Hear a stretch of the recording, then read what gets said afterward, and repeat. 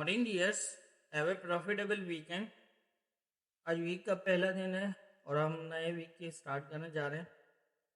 दुआ है कि ये वीक हम सब के लिए प्रॉफिटेबल साबित हो। अब आगे थोड़ा सा कोशिश करूँगा कि जो हमारी एनालाइज होती है उसके हवाले से M15 के जो सेटअप्स बनते हैं और किस तरह हमारे लेवल्स के ऊपर जो है वो M15 को फॉलो करना मैं कोशिश करूँगा कि उसको जो है वो प्रॉपर लेवल के ऊपर जो है वो मूवमेंट बनी है उसके हिसाब से मैं आपको गाइड करता चलूँगा। कोशिश किया करें कि वीडियो पूरी देख लिया करें, क्योंकि इतनी बड़ी तो होती नहीं है। पूरे दिन की एनालाइज होती है, 5 से 6 7 या 8 मिनट तक होती है और उस 7 से 8 मिनट के अंदर पूरी की पूरी पोजीशंस होती हैं, कहाँ बाय कहाँ सेल करना है, किस एरिया में आपने बाय देखना है, किस एरिया में सेल देखना है, क्या पोजीशंस देखनी है। तो आपको आप अगर गौर करके देखें तो क्या सिग्नल्स जो है वो एक डायरेक्टली जो 30 पिप की टीपी के मिलते हैं वो बेहतर है, या फिर ये एक बहुत बड़ी ट्रेड जो है वो बेहतर है और फिर सीखने को मिल रहा है, ये भी नहीं पता। मैं आपको एक सिग्नल देता हूँ, यहाँ से 38 से बाय कर लें और आप 30 की एसएल लगा लें और 41 की या 42 की आप टीपी लगा लें। तो एक समझने की बात है, आपको मतलब क्या सीखने को मिला कि ये मैंने 38 से बाय किस बेस पे दिया है। क्या सीखोगे आप उससे? कुछ भी नहीं। कोई पता नहीं है मैंने किस बेस पे दिया है, तुक्का है, कोई नॉलेज है, कोई अता पता है किसी चीज़ का या नहीं, कोई पता नहीं। तो देखें, मैं आपको यहाँ पर जो है वो सिग्नल्स तो हैं ये, और एक बहुत बड़े सिग्नल्स हैं, साथ साथ आप इसमें से बहुत कुछ सीख भी सकते हैं। मैं अपने तरफ से पूरी कोशिश करूँगा, जितना बेहतर से बेहतर होता है या फिर आसान जितना करना हो, मतलब आसान तरीके से जितना होता है वो मैं बता भी रहा हूँ। पिछले आप M15 और फिर इस लेवल्स के ऊपर मार्केट को किस तरह जो है वो देखना है लेवल्स के ऊपर, और लर्निंग लर्निंग के हवाले से जितनी वीडियोस हैं वो हैं। तो मेरा ख्याल है कि इन सब चीज़ों को अगर बेहतर तरीके से देखा जाए तो आप खुद ही अगर प्रॉपर मेहनत करते हैं तो या कुछ टाइम के बाद आपको, मैं कहता हूँ कि आपको इस एनालाइज की भी ज़रूरत शायद ना पड़े और आप खुद एक अच्छी एनालाइज करके काम कर सकते हैं। बाकी आप सबकी अपनी मर्ज़ी है। मैं नए आने वाले ट्रेडर से स्पेशली रिक्वेस्ट करूंगा कि अगर चैनल सब्सक्राइब नहीं किया हुआ तो कर लें, लाइक शेयर भी किया करें, हमें सपोर्ट मिलती है आपके लाइक शेयर की। तो करते हैं अब आगे की।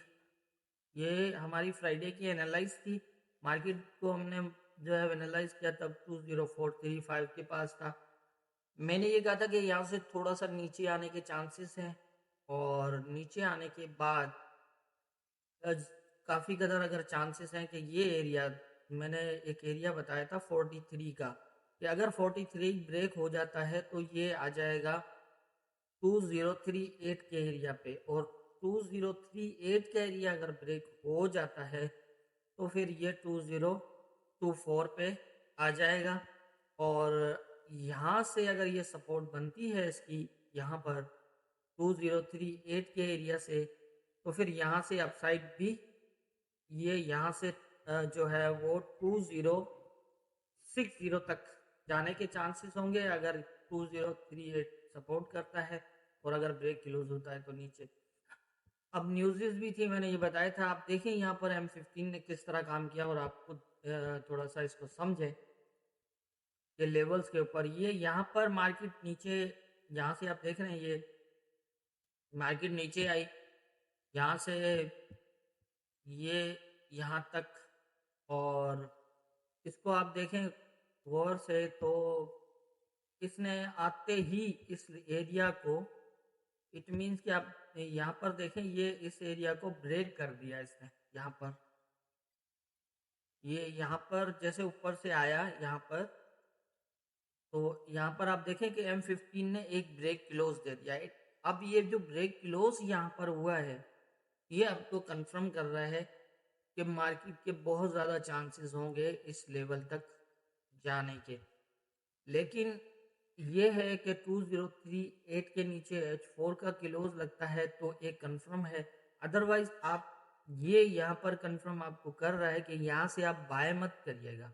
आपको अगर यहाँ मिलता है तो आप बाय कर सकते हैं, कंफर्म बाय कर सकते हैं। मैं वैसे ही बता रहा हूँ, कंफर्म इसलिए कि देखें होता यह है कि अगर कोई लेवल वीक होता है ना, जिस तरह ये देखें यहाँ से ये फास्ट आया ना, ये ब्रेक क्लोज किया नीचे आ गया सीधा, ठीक है।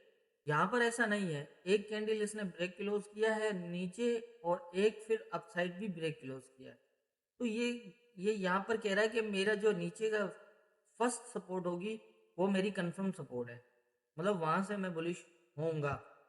तो यहाँ पर आपके पास ये कंफर्म था कि 2024 का एरिया आपको यहाँ से बाय देगा। एक चीज ये, दूसरी बात ये है कि यहाँ पर आपने बाय नहीं करना। यहाँ से आपने यकीनन जब ये एक बार ब्रेक क्लोज हुआ फिर दूसरी बार ब्रेक क्लोज हुआ, इट मीन्स आपके पास इस लेवल तक के सेलिंग के चांसेस कंफर्म हैं। और ऊपर यहीं से आपके पास बाइंग के चांसेस भी कंफर्म है। मतलब ये इस तरह मैं यहाँ बता रहा हूँ कि ये ऊपर से अगर ब्रेक हुआ नीचे आया, देखें सीधा ब्रेक क्लोज, यहाँ कोई बुलिश कैंडल क्लोज नहीं है M15 के अंदर, आप देख रहे हैं यहाँ पर। और ये सीधा सीधा सीधा आ गया, लेकिन इस लेवल को ब्रेक नहीं किया और ये दोबारा गया रिटेस्ट, इसको फिर भी जो है वो टेस्ट नहीं कर पाया। अब देखें इसको टैच नहीं कर पाया और फिर यहाँ से दोबारा सेलिंग की, तो ये देखें नीचे का लेवल ब्रेक कर दिया इसने। मतलब ये चीज़ है कि यहाँ से हमें ये कंफर्म है कि ये लेवल तब तक वैलिड रहेगा जब तक ये इसको शेडो ब्रेक या ऊपर की साइड ब्रेक नहीं करता। लेकिन अगर इस तरह की मूवमेंट हुई हुई है तो ये कंफर्म, ये लेवल कंफर्म है, क्योंकि ये अगर इसको ऊपर की साइड शेडो ब्रेक भी करता है तो भी ये लेवल कंफर्म है इसका। लेकिन अगर ये इसको टच नहीं कर पाया और इसको अगर ब्रेक नहीं कर पाया तो फिर ये ब्रेक होने के भी चांसेस होंगे। इट मीन्स कि अगर यहाँ से हम सेल करते हैं, यहाँ पर इस एरिया से अगर हम सेल करते हैं 2050 के पास, तो हमारे पास 2038 का एरिया तो कंफर्म है। लेकिन अगर जिस तरह ये यहाँ पोजीशन बनी हुई है तो इट मीन्स ये एरिया भी ब्रेक हो सकता है, हम अपनी सेल ट्रेड होल्ड भी कर सकते हैं। तो ये देखिए M15 इस तरह काम करता है। और मैं मुझे उम्मीद है कि आप समझ रहे होंगे इन चीज़ों को, थोड़ी सी कोशिश कर लें इसको जो है वो समझने की, तो मुझे उम्मीद है कि आप बहुत अच्छे से लेवल्स के ऊपर मार्केट को मॉनिटर करना समझ जाएंगे। तो अब देख लेते हैं आज के इम्पोर्टेंट एरियाज कौन से होंगे। आज के इम्पोर्टेंट के हवाले से अगर हम इम्पोर्टेंट लेवल्स के हवाले से अगर हम बात करें तो 2028 से लेकर 2024 का एरिया काफ़ी अब इम्पोर्टेंट रहेगा सपोर्ट, और 2051 जो है वो एज ए रेजिस्टेंट। अब आज के लिए अगर हम गौर से देखें तो मेरा ख्याल है कि काफ़ी हद तक चांस है कि ये यहाँ से नीचे की तरफ आए, और 30 भी हो सकता है, लेकिन 30 थोड़ा सा रिस्की है। लेकिन ये कि ये जो एरिया है, अगर तो ये एरिया ऐसे सपोर्ट होता है तो यहाँ से यहाँ तक बीच के जो लेवल थे वो मैंने काफ़ी अप डाउन इतने ब्रेक है कि अब मेरा ख्याल है कि कंफ्यूज करेंगे हमें लगाने के लिए, तो इसलिए मैंने जो है वो हटा दी है। मेरे हिसाब से मुझे ये लग रहा है कि ये एरिया ऐसे सपोर्ट दे भी सकता है, काफ़ी कदर चांसेस होंगे यहाँ पर। यहाँ से सेलिंग मत करिएगा 2024 के नीचे। आज काफ़ी कदर चांसेस होंगे कि ये जो एरिया है 2028 से 2024 का, ये यहाँ से सपोर्ट दे सकता है जो मुझे लग रहा है। लेकिन मैं कंफर्म तो मार्केट की जो मूवमेंट होगी तो आप देखिएगा, लेकिन मुझे ऐसा लग रहा है कि ये काफ़ी ज़्यादा चांसेस होंगे कि ये एरिया इसको ऐसे सपोर्ट दे, और ये 2051 जाने के चांसेस होंगे। अगर ये ब्रेक हो जाता है ऊपर, फिलहाल मैं ऊपर की तरफ ज़्यादा नहीं कहूँगा, क्योंकि मैं इन एरियाज़ में फिलहाल जो है वो बाइंग में बैठना ज़्यादा जो है वो नहीं कहूँगा, क्योंकि ये रिस्की है ऊपर के एरियाज बाइंग के लिए।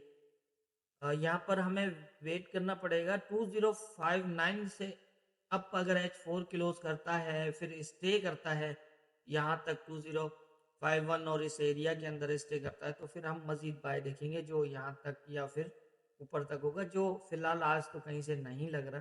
तो इसलिए मैंने ऊपर के एरियाज, क्योंकि ऊपर 2059 के ऊपर क्लोज देना, स्टे करना, अगर ये क्लोज कर भी गया तो यहीं ऊपर नीचे ही स्टे करेगा।